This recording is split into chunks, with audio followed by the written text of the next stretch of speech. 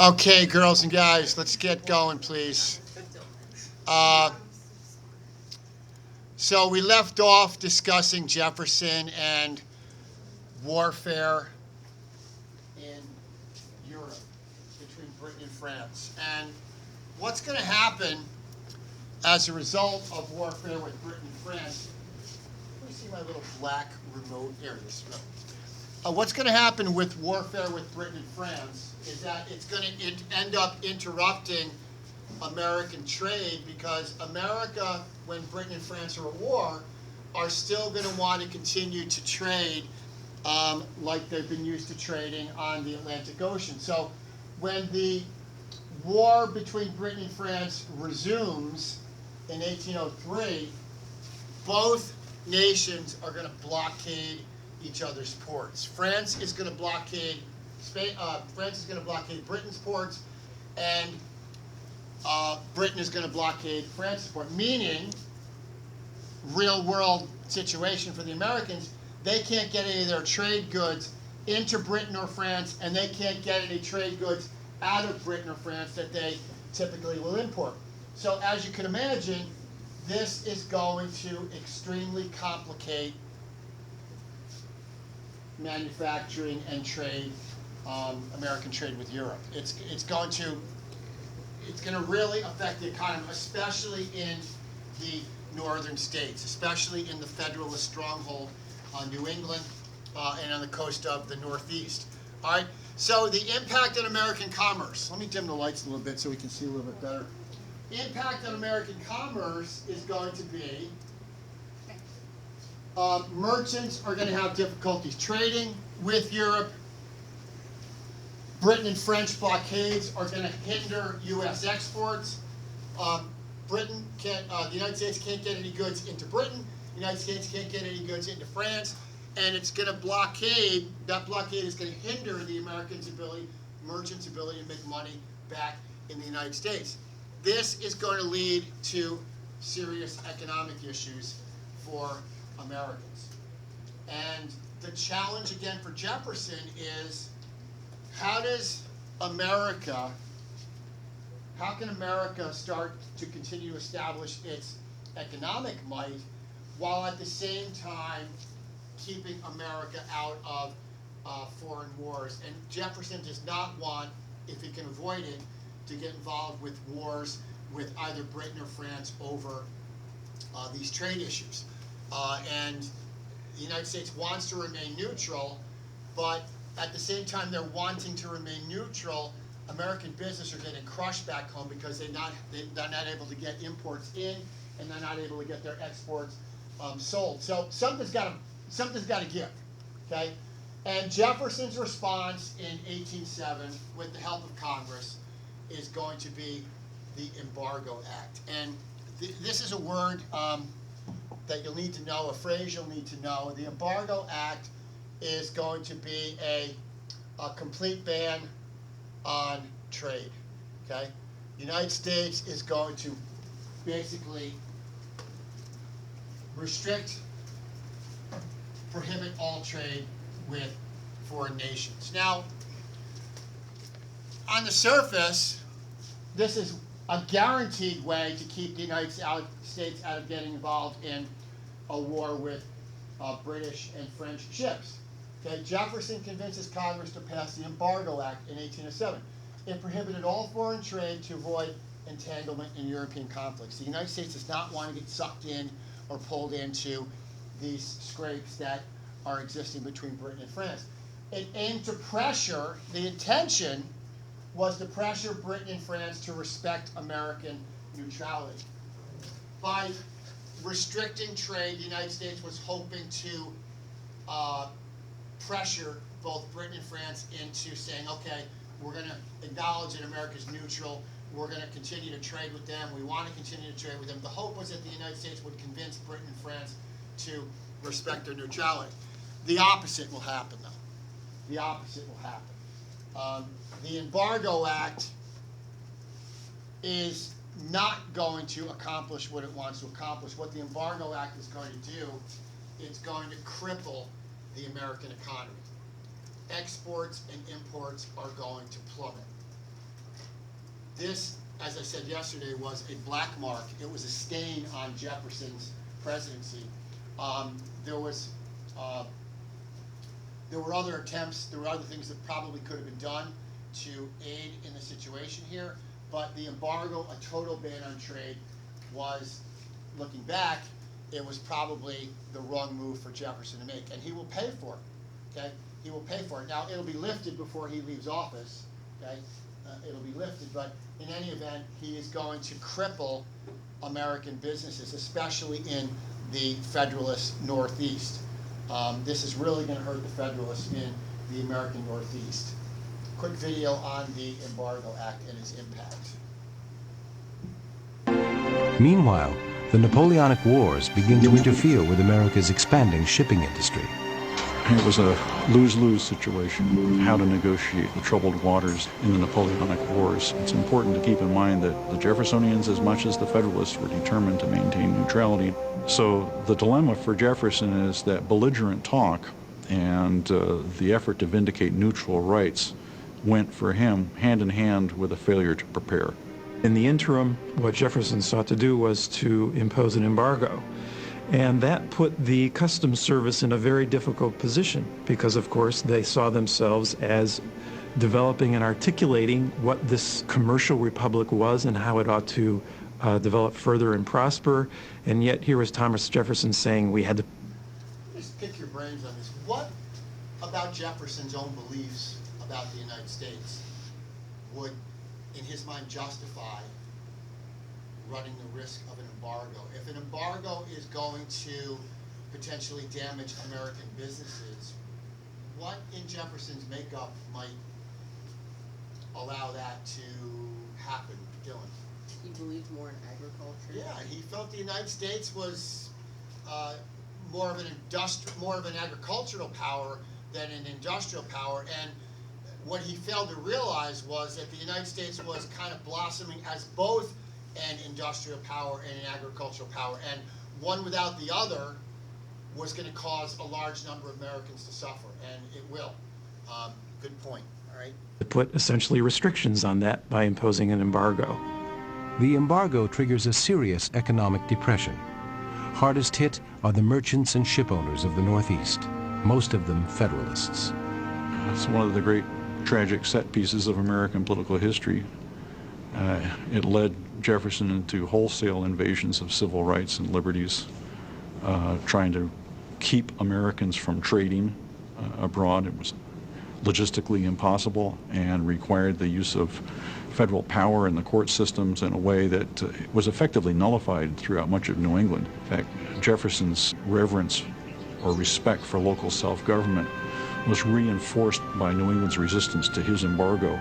But of course, the ultimate disaster was that that war came nonetheless, and it was called Mr. Madison's War, but it was really Mr. Now, what this professor is saying here is that even though Jefferson signed the Embargo Act in an attempt to stop American ships from getting into skirmishes with British and French ships as a means to prevent war, war's going to come anyway. The United States is eventually going to get sucked into the war anyway with Britain, and the Embargo Act, because the United States will get dragged into the war eventually anyway, the Embargo Act is seen as kind of a wasted move on the part of Jefferson. It really didn't accomplish what it intended to accomplish. Palin. Did they still trade with Asia? Say again? Did the Americans still trade with Asia? The Embargo Act was designed to restrict trade with European nations. In theory, the Embargo Act restricted trade with everybody, but the focus was on banning trade with European nations. So trade will go on. A lot of it will go on under the radar, so to speak. It'll be smuggling, it'll be secret trade. But yes, it was designed to stop trade between the United States and European nations. Jefferson's War. The election of James Madison as president in 1808 continues the procession of Republican presidents from Virginia, although the Federalists capture an increased number of votes. In his final days in office, Jefferson signs a bill to lift the embargo.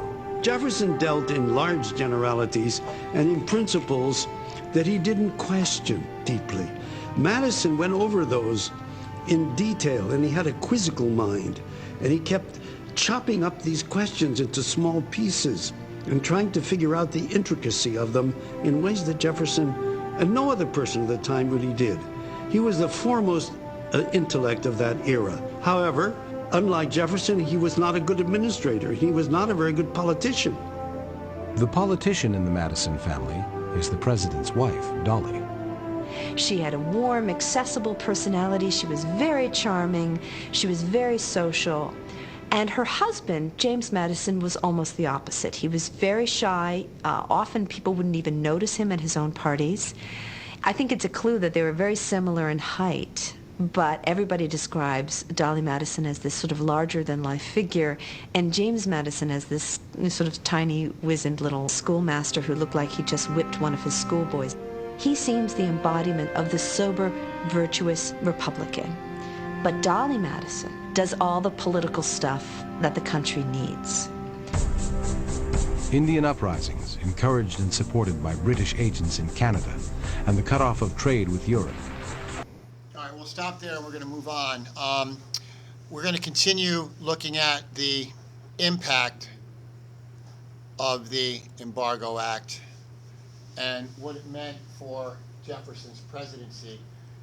The consequences of the Embargo Act, it impacted the American economy. Just think about the simplicity of this.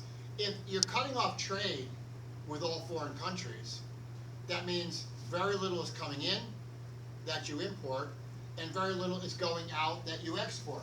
This is going to mean that warehouses in the north are largely going to be chock full of merchandise that normally would have been shipped out as export. It also means that if you're used to importing goods, and the United States was importing a lot of goods from Europe at that time as well, including furniture, including food, including clothing, including fabric and textiles, before the United States starts manufacturing its own fabric in mills in New England. The United States imported a lot of cloth. All that's drying up. All that's drying up. So basic necessities are not being met. People don't have cloth for clothing. People don't have linens for beds. People don't have drapes for their homes. All the things that are imported are now drying up as well. So exports plummet, leading to widespread economic hardship. If exports are plummeting and businesses can't sell their wares, then that means people are going to start losing businesses. People are going to start defaulting on loans. People are going to start losing their homes. All these things, okay, are going to make it unpopular, the Embargo Act, with American merchants and citizens, especially in the Northeast, especially in those Federalist strongholds. Okay, and to Dylan's point, a lot of people are going to point at Jefferson and say, your damn reliance on America being an agricultural nation is what kind of led him to arrogantly think that the United States could survive economically with an embargo. The northern interests are going to say, you know what, shame on you, Mr. President, for doing this, because it was your focus on agriculture that you really discounted the needs of the American merchant class and the American trader class, T-R-A-D-E-R, trader class. All right. Political reactions to the embargo. Strong opposition from the Federalists in the North. Okay. Jefferson was criticized as being an overreaching of the executive branch of power. Again, Jefferson banning trade, it'd be like today, President Biden telling U.S. businesses they could not send their goods overseas because the United States was, let's say, potentially going to have a military conflict with another nation. Businesses would be upset if markets dried up.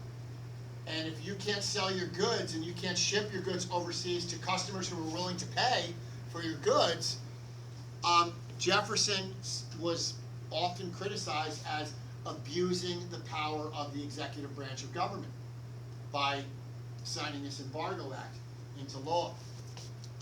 There were calls for a repeal as the economy got worse.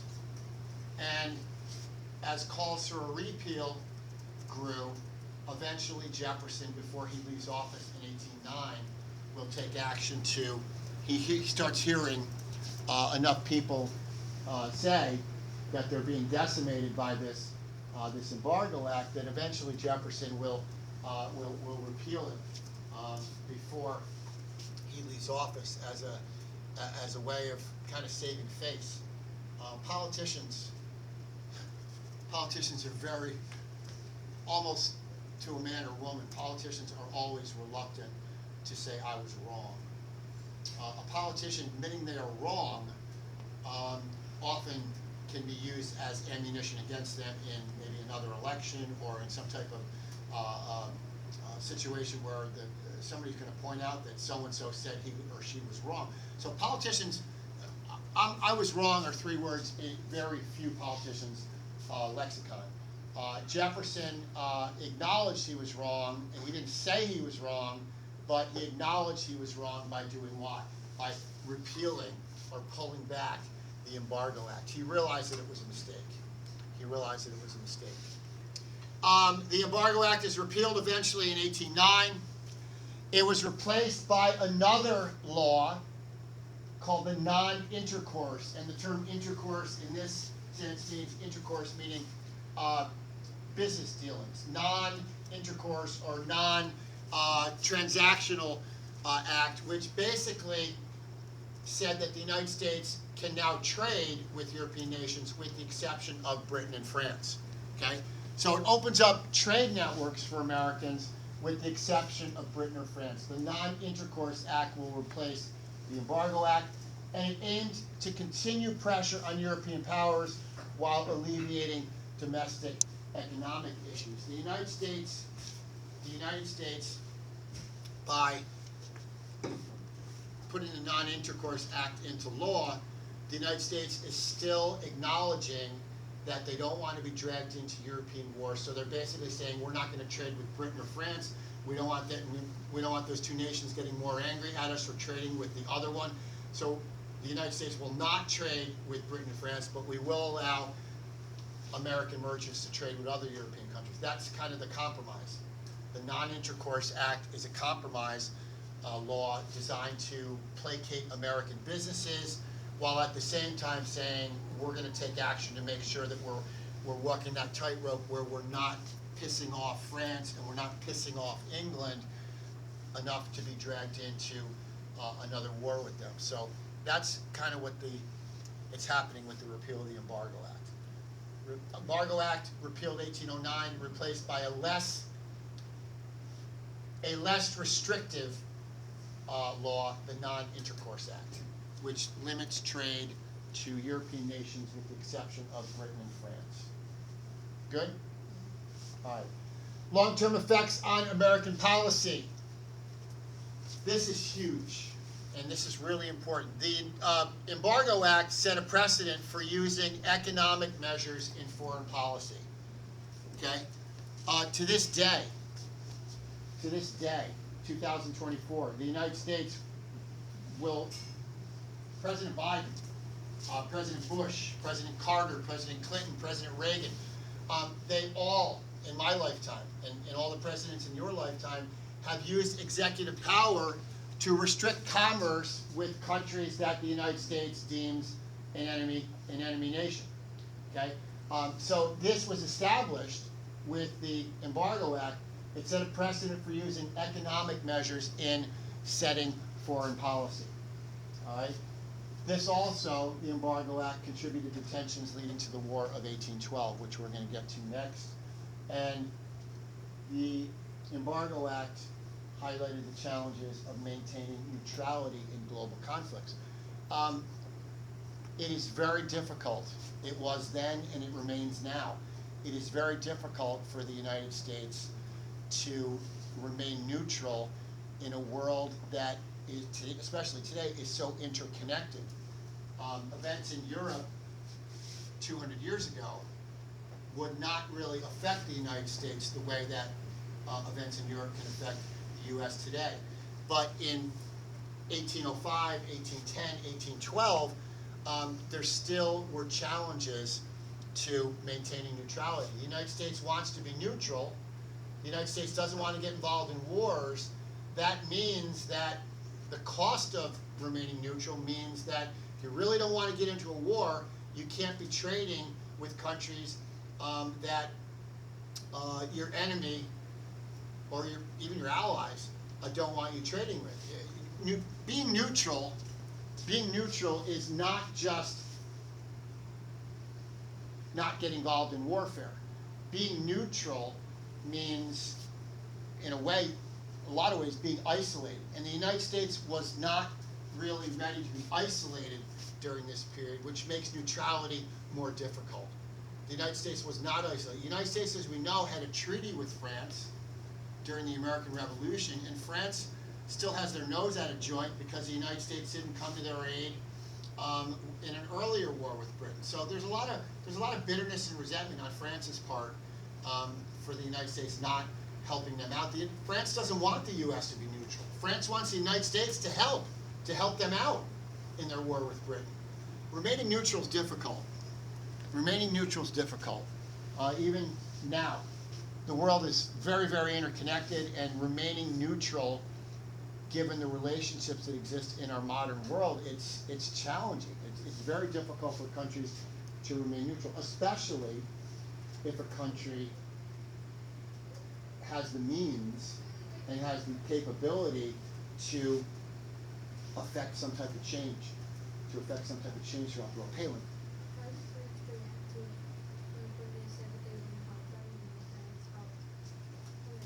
France was upset.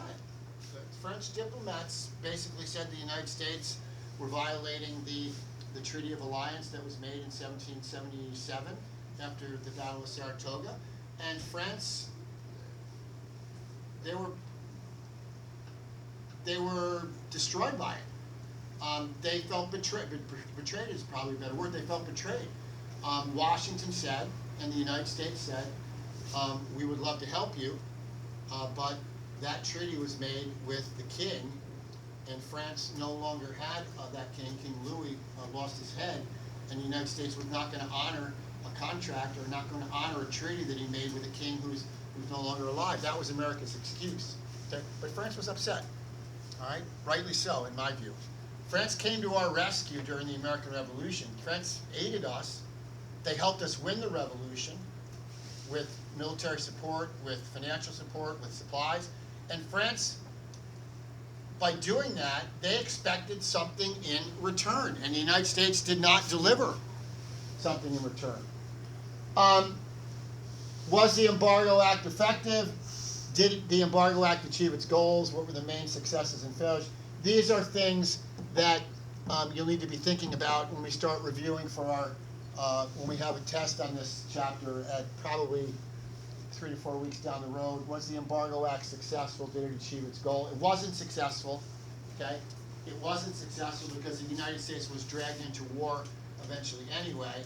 And the main success of the Embargo Act, it basically staved off warfare for a time, but the biggest failure was the fact that it caused an economic downturn in the country, and it led to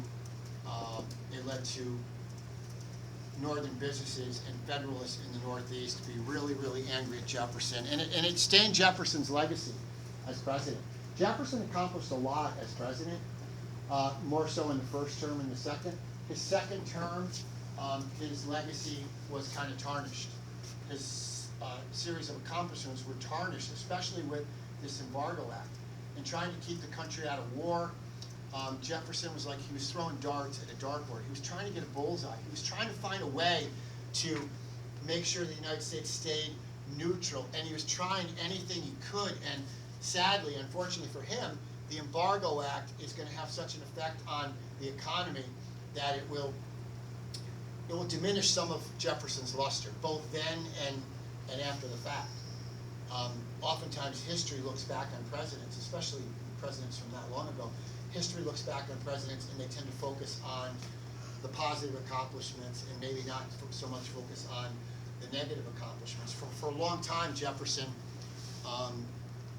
was known mostly for being successful with the Louisiana Purchase and the Lewis and Clark expedition and shrinking the size of government and maintaining neutrality. But in more recent years, Jefferson's legacy has been tarred a little bit because of the Embargo Act, and is also his legacy, and you hopefully read this when you read Chapter 7. There's been a lot of historical scholarship uncovered in the last 20 years about Jefferson's relationship with his slaves. Jefferson fathered 6 children with a slave woman. Jefferson, when his wife died, Jefferson was involved with a slave named Sally Hemings, and he had 6 children with Sally Hemings. The only slaves that Jefferson freed his entire life were 4 of the 6 children that he had with Sally Hemings. That was mentioned in your reading. Jefferson is a you've got a southern plantation owner, a wealthy architect, a very, very successful planter who owned hundreds of slaves. And yet, the fact that he fathered 6 children with a slave woman illustrates, in a lot of ways, the dual nature of holding slaves. More women than not that were slaves, more women than not were exposed to sexual violence and sexual abuse. Now, Jefferson's relationship with Sally Hemings, there's writings and there's evidence to suggest that it was consensual. But even if consensual, the fact remains that Jefferson is the master, Sally Hemings was the slave, and there's a power differential between master and slave, and he certainly had to wield that type of power in order to be in that type of relationship with a slave woman, but it happened frequently. The point is, many slave women were involved in most often. It was not consensual. It was not a two-way relationship. It was usually rape, or it was usually abusive situations, and this was something that slave women feared routinely in the American South. Abuse sexually at the hands of their master or the sons of the master's family on the plantation. Sally Hemings is an example of a situation in which Jefferson's legacy, well, Jefferson's an important man, he accomplished much as president, but his reputation has been tarnished by the fact that he fathered slaves with, he fathered children with a slave woman, right?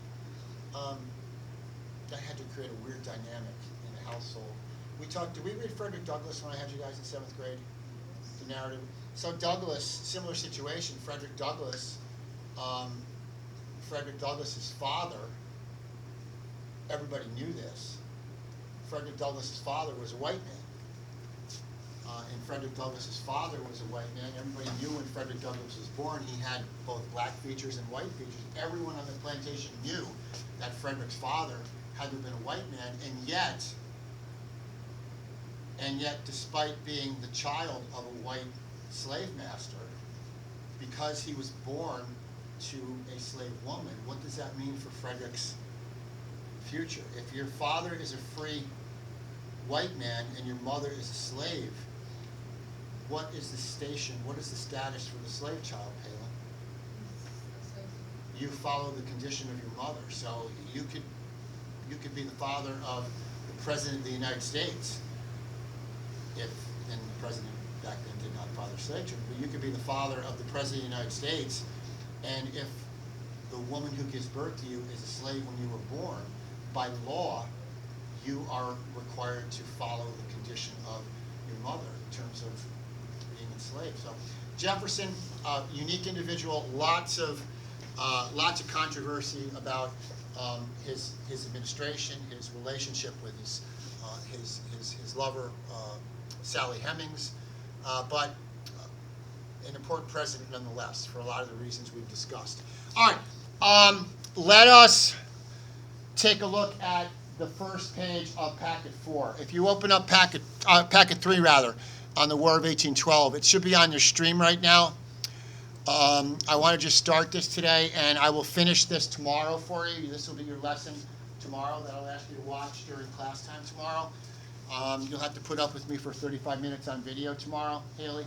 All right, I think you can do it. All right. Any questions on the Embargo Act, the Non-Intercourse Act, or on anything we talked about earlier with Jefferson? If you have questions, I'll take them. You got a couple minutes. All right, we're making some progress. War of 1812. Again, Jefferson wants to stay out of war. Jefferson wants to continue the policy of neutrality. And along comes 1812 and the presidency of James Madison. And James Madison, our fourth president, okay? James Madison, our fourth president, will preside over America's entry into the war. Let's look at the introduction to the War of 1812. The War of 1812 was fought, actually, it was fought between 1812 and 1850. Okay? It was a 3-year war, but historically we're going to call it the War of 1812. I want you to know something. I always tell my 7th graders this, and I'm going to tell you guys this too. The War of 1812, from my perspective, is a continuation of the American Revolution. The War of 1812 is a continuation of a war that really remained unsettled when it ended in 1783. The only difference is we're looking at a 30-year gap between when the Revolution ended and when the War of 1812 started. But it's basically a continuation of the conflict between Great Britain and the United States. It lasted from June 18, 1812 to February of 1815. And the key issues, guys and girls, included shipping rights and British support for Native American attacks on American settlers. I mentioned this earlier this week. In addition to British sailors capturing and seizing American ships and impressing American merchant sailors, Britain was also deeply, deeply involved with arming and encouraging Native American attacks on American settlers in the Ohio River Valley. England was egging on Indians to continue to attack American settlers. And eventually, I want you to just imagine this, the United States is trying their damnedest to continue George Washington's policy of neutrality. Washington, Adams, and Jefferson did their very, very best. They did all that they could to try to keep the United States out of conflict. And eventually, in 1812, we're going to see it come to a crashing halt. They can do no more to prevent the United States. The United States is going to have to act over these two issues. The shipping rights were being violated, freedom of the seas, and Native Americans are being encouraged to attack. These are acts of war. Just imagine it today. If there were foreign countries, if there were agents of a foreign country on American soil today encouraging people to attack Americans on American soil, do you think President Biden and our Congress would take some action? Damn right they would. Yeah, that's an act of war. So the United States realizes that these two things can't continue. The shipping rights being violated and the attacks on Americans by Native Americans. It can't continue without the United States taking some action. Okay? All right? So when was the last time you did that? When I was out. Can you open the